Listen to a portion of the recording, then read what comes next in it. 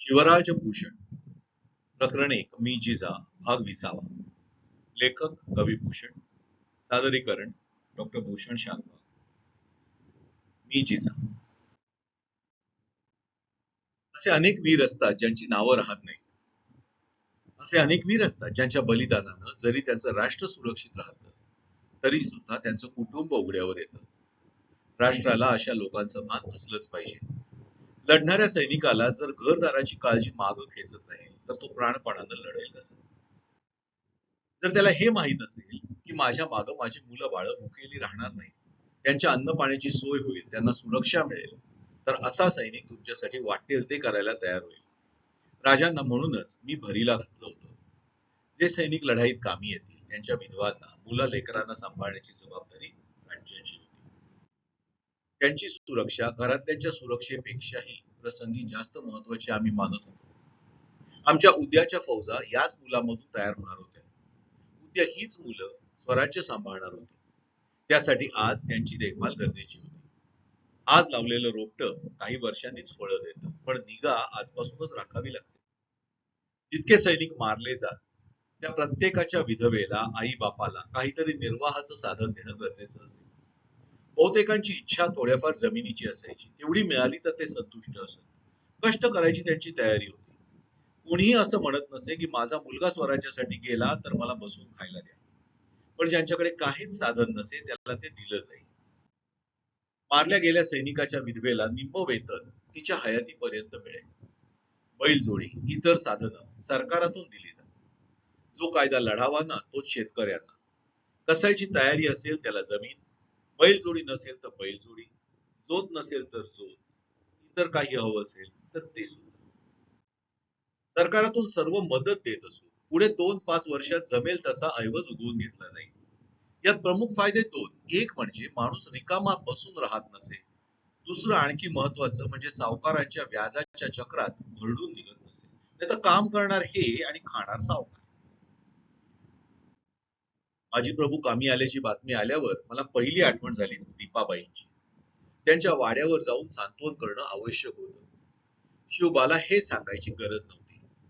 शिवबा स्वतः बाजींच्या वाड्यावर गेला. घरच्या मंडळींचं सांत्वन केलं. सांत्वनाने कधी झालेली पोकळी भरून निघत नसते. पण बाजी फुलाजींची 8 मुलं होती. त्यांना आपल्या फौजेत सामील होण्याचं निमंत्रण दिलं. 8पैकी 6 जण फौजेत सामील झाले तर उरलेले दोघे घर सांभाळायला गावात राहिले. राजे पन्हाळ्याहून सुटले आणि परत आले. सिद्धीबरोबर तह करून पन्हाळा आदिलशहाला देऊन टाकला. लढवता आला असता पण आधीच शाहिस्तेखान पुण्यात तह ठोकून बसलेला. त्यात आणखी आदिलशाहीशी कटकट नको असा शिवबानं विचार केला. शिवाय किल्ला जाऊन जाणार कुठे? मनात येईल तेव्हा परत घेता येईल. एका बाबतीत मात्र साऱ्यांचीच मती कुंठित झाली. ते म्हणजे शाहिस्तेखानाला कसा स्वराज्याबाहेर हुसकावा. अनेक वेगवेगळे पर्याय अनेकांनी सुचवले, पण 1.5 लाख फौजेच्या बळावर शाहिस्तेखान पुण्यात निर्धास्त होता. लहान मोठ्या चकमकी चालूच होत्या, पण त्याचा काहीही परिणाम खानावर होण्यातला नव्हता. राजे तर नेहमीच म्हणत, हे छोटे सरदार खानाच्या खिसगणतीतही नाही. पराभव करून लहान सहान चकमकीनी खान पुन्हा सोडणार नाही. उलट तो सावध होऊन आणखी घट्ट बंदोबस्त करील. काय करायचं ते एका फटक्यात, आणि तेही असं की त्यात खासा खानच मारला गेला पाहिजे. काय करायचं ते खलबत अनेक तास चालू होतं, पण काहीच पर्याय सुचला नाही. राजे, आज खान बिळातल्या नागासारखा निर्धास्त आहे. कसला तरी धूर या बिळात घातल्याशिवाय तो बाहेर निघणार नाही, मी म्हणाले. मासाहेब, तुम्ही म्हणता ते खरं आहे, पण यात अडचण अशी की हा नाग स्वतःहून बाहेर निघणार नाही आणि त्याला कसली धुवी घालावी हे कळत नाही. त्याची पिलावळच एवढी मोठी आहे की तो त्यांच्या करवीच आपल्या फौजांचा समाचार घेऊ शकतो. त्यासाठी त्याला बाहेर यायची गरज नाही. राजे म्हणाले. मग कोणी कोणी काय काय पर्याय सुचवले, पण प्रत्येक ठिकाणी मूळ प्रश्न तसाच राहत होता. जर या प्रयत्नात खान फक्त सावध झाला तर काय उपयोग? दुसऱ्या दिवशी राजे गडाखाली उतरले. आजूबाजूच्या परिसराचा स्वतः फेरफटका करून येतो म्हणाले. परत आले ते एका आगळ्याच उत्साहात. आधी मला देवघरात घेऊन गेले. म्हणाले, मासाहेब, काल तुम्ही बोललात आणि आज जगदंबेनंच स्वतः मार्ग दाखवला. आता खानाचं संकट पाहता पाहता उडून जाईल. काय झालं राजे? मी विचारलं. आसाहेब, आज दुपारी आम्ही इतरांबरोबर भाकरी खायला थांबलो तेव्हा आमच्या समोर एक विलक्षण प्रकार घडला. जणू जगदंबेनंच आम्हाला सध्याच्या परिस्थितीतून मार्ग दाखवला. आम्ही एका वहाळाच्या काठावर थांबलो होतो. दुसऱ्या काठावर एक बीळ होतं. कसं कुणास ठाऊक, पण एक मुंगूस तिथे आलं. त्या बिळात ते घुसलं आणि आतल्या सापाला त्यानं आतच मारून टाकलं. जेव्हा बाहेर आलं तेव्हा त्यानं ते मेलेलं धूळ बाहेर खेचलं, म्हणून आम्हाला कळलं तरी आत काय प्रकार झाला ते. काय विचार? आम्ही विचारलं. मासाहेब, काल आपणच म्हणालात खान बिळातल्या सापासारखा आहे म्हणून. तो जर साप बनून राहिला असेल तर आम्ही मुंगूस का बनू नये? आम्ही थेट लाल महालावर हल्ला करायचं ठरवतोय. शिवाचा हा भेद मात्र मला अजिबात पटला नाही. त्याला पुण्यात लाल महालात जाऊन शाहिस्ते खानावर हल्ला करायचा होता. मी मोर्चा घालायचा बराच प्रयत्न केला, पण त्याचा हट्ट कायम होता. त्याचं म्हणणं असं की लाल महालाची माहिती त्याच्या इतकी आणखी कोणालाच नव्हती. योजना ठरली, पण इतकी सोपी नव्हती. 1.5 लाखांच्या गराड्यात सुखरूप शिरून खानाला मारून सही सलामत परत येणं ही काय खायची गोष्ट होती का? राजांचं गुप्तहेर खातं कामाला लागलं. आधीच आमची माणसं खानाच्या फौजेत शिरली होतीच, पण आता खास लाल महालाच्या वार्ता मिळवल्या जाऊ लागल्या. त्याचबरोबर कुठले सरदार कुठल्या तळावर आहेत, पुण्याच्या कुठच्या दिशेला कोण आहे, सर्व चित्र उभं राहू लागलं. आमचे एक खबरगीर पुण्यात होतेच. त्यांच्या मार्फत खबरा मिळवल्या जाऊ लागल्या. बहिर्जी, महादेव, विश्वास, नानू वेगवेगळ्या बातम्या पाठवू लागले. पुण्याच्या आतल्या बातम्या रोजच गडावर येऊ लागल्या. रमजानचा 6वा दिवस हल्ल्यासाठी निश्चित केला गेला. तानाजी म्हणाला, महाराज, खानाच्या स्वप्नात सुद्धा हल्ला येणार नाही. तेव्हा राजांनी त्यांच्या खास शैलीत सांगितलं, तान्या, अरे खानाच्याच काय कोणाच्याही स्वप्नात हा हल्ला येऊन चालणार नाही. एक जरी दुवा कच्चा निघाला तरी आज शिरणाऱ्या सगळ्यांच्या जीवाला धोका आहे हे विसरू नकोस. 1.5 लाख फौजेत शिरून खानावर हल्ला करायचा, पण केला. नुसता केलाच नाही तर खुद्द शाहिस्ते खानाची 3 बोटही छाटली. वर पाठलाग करणाऱ्या फौजांची दिशाभूल करून राजे परत आले. यावर कळस म्हणून की काय, खानाच्या फौजेत अफवा उठली. शिवाजीला एक भूत प्रसन्न झालंय.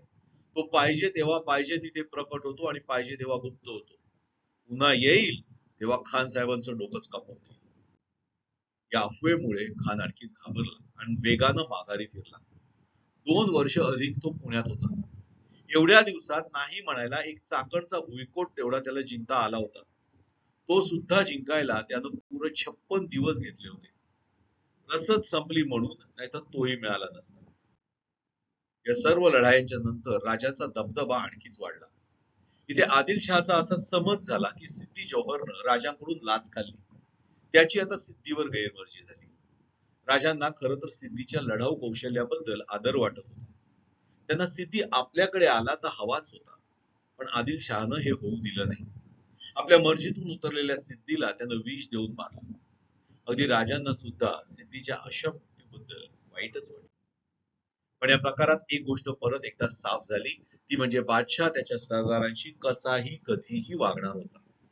जिंकलात तर डोक्यावर घेईल आणि हारलात तर लगेच पायदळी तुडवेल. आणि अजूनही फक्त इतर मराठेच नव्हे तर खुद्द स्वारी सुद्धा त्याच दरबारात मुजरे झाडण्यात स्वतःला धन्य मानत होती. हे खरं आहे की जेव्हा जेव्हा शिवबाला गरज लागली तेव्हा स्वारींनी बंगळूरला अशा हालचाली केल्या की शिवबाला मदतच व्हावी. शिवबाला त्रास होईल, त्याच्यावर दबाव येईल असं काहीही त्यांनी कधीच केलं नाही. उलट त्यांच्याकडचे अनुभवी जाणते लोक त्यांनी शिवबाच्या मदतीला सतत पाठवले. या अशा मदतीचा स्वराज्य बळकट व्हायला उपयोगच होत होता. शंभू दिवसामासाने मोठा होत होता. त्याचबरोबर त्याच्या खोड्याही वाढत होत्या. चौकस बुद्धी आणि कसलीही भीती न बाळगता वागणं यामुळे मला त्याची चिंताच वाटायला लागली होती. गडावरून रोज सूर्यास्ताला तोफ दिली जाईल. ही तोफ झाली की गडाचे दरवाजे बंद केले जात, ते दुसऱ्या दिवशी सूर्योदयापर्यंत बंद असत. अगदीच गरज असली तर महालातून परवानगी घेऊन दिंडी उघडली जाईल, पण ते सुद्धा अपवादानच. सूर्य कलायला लागला की शंभू मागे लागे. बोलता येत नव्हतं. दोन्ही हात उंचावून धडाम धडाम इतकंच बोलायचं. म्हणजे काय की तोफेकडे जायचं. त्याला तो तोफेचा आवाज काय आवडत असे त्याचं त्याला ठाऊक. त्याची समजूत घालताना नाकी नऊ येत. तोफ देण्याच्या अगोदर बुरुजाजवळ असलेले सगळेच आपले कान झाकून घेत. आवाजाने दडे बसत. पण शंभूला त्याचं काय? शंभू कान झाकत नसे. त्याचे कान आपण झाकलेले त्याला आवडत नसत. कितीदा सांगूनही ऐकायचा नाही. जरा मोठा झाल्यावर स्वतः तोफेला बत्ती द्यायचा त्यानं हट्ट धरला. आता तोफेला बत्ती देणं हे खरं तर थोडं कौशल्याचं आणि म्हटलं तर जोखमीचं काम. 6-7 वर्षाचा होता तेव्हाची गोष्ट. असाच हट्ट धरून बसला. शिवबानं त्याला तोफेच्या बुरुजाजवळ नेलं. तोफ उडाली की ती प्रचंड तापत असे. शिवबानं तोफ उडाल्यावर शंभूला सांगितलं, जा शंभू, त्या तोफेवर हात ठेव आणि 10 आकडे मोज.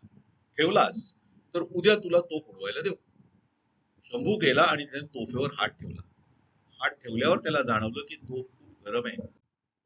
पण शांतपणे उभा राहून त्यानं मोठ्यानं 20 आकडे मोजले आणि मगच तोफेवरचा हात काढला.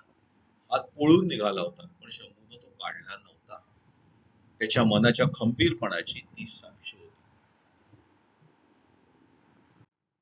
आजची गोष्ट इथेच पुरे.